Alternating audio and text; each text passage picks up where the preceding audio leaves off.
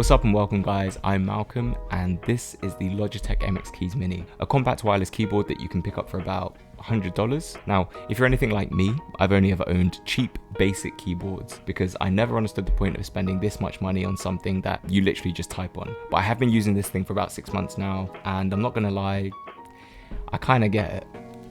Kinda. The keyboard still looks as good now as I thought it did 6 months ago. Despite its plastic body, it feels a lot more premium than some of the more generic keyboards that you might pick up from Amazon. I think it looks great in this graphite colorway, but it also does come in a pale grey and rose, so there are a couple of other options. The body features a brushed finish, which again adds to that more premium looking design. This thing also has a surprising amount of weight to it, coming in at about 500 grams, which I do think is a good thing because it does feel a lot tougher and does feel as though it will last a lot longer than some other cheaper keyboards. The typing experience while using this is good. It has a fixed, slightly elevated position, making this comfortable to type on for extended periods of time. Now, it isn't a mechanical keyboard, so you shouldn't expect to feel that really kind of clicky feedback, but at the same time, the keys aren't as shallow as, say, a MacBook's keyboard. I'd say that this keyboard sits somewhere in between. Not as much feedback as you'd expect to find on a mechanical keyboard, but more feedback than you get on a MacBook keyboard. Each key also has a slight finger indent, which does feel a bit nicer than completely flat keys. The keyboard is backlit and features a smart detection system which actually switches on as your hands approach your keyboard. A kind of over the top feature to be honest, but you are paying $100, so fair enough.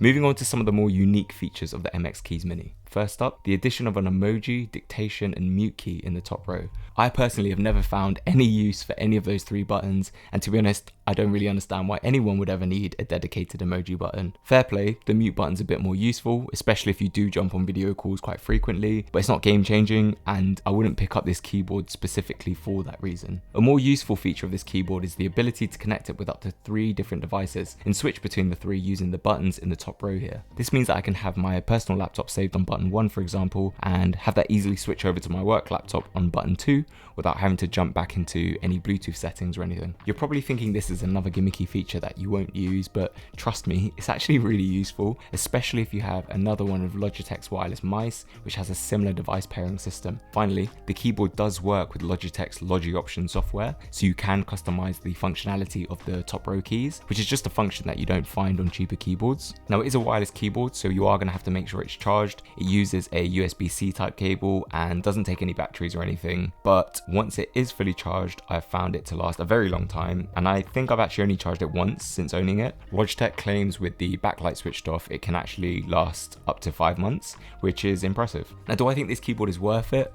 And as much as I want to say yes, you can't ignore the fact that you can pick up a perfectly working wireless keyboard from Amazon for a fraction of the price, and I'm talking literally $20. A keyboard is meant to be something that you literally just type on, and while all these other extra features are really nice, they aren't essential. Now, I really appreciate the build quality of this thing. I think its compact size is perfect for me because it means I can just chuck it in my backpack and it's really easy to travel around with. I've also found the easy switch functionality really useful, being able to switch between my work and personal laptop. And yeah, I really enjoy all these little features, but does that necessarily mean you should spend $100 on a keyboard?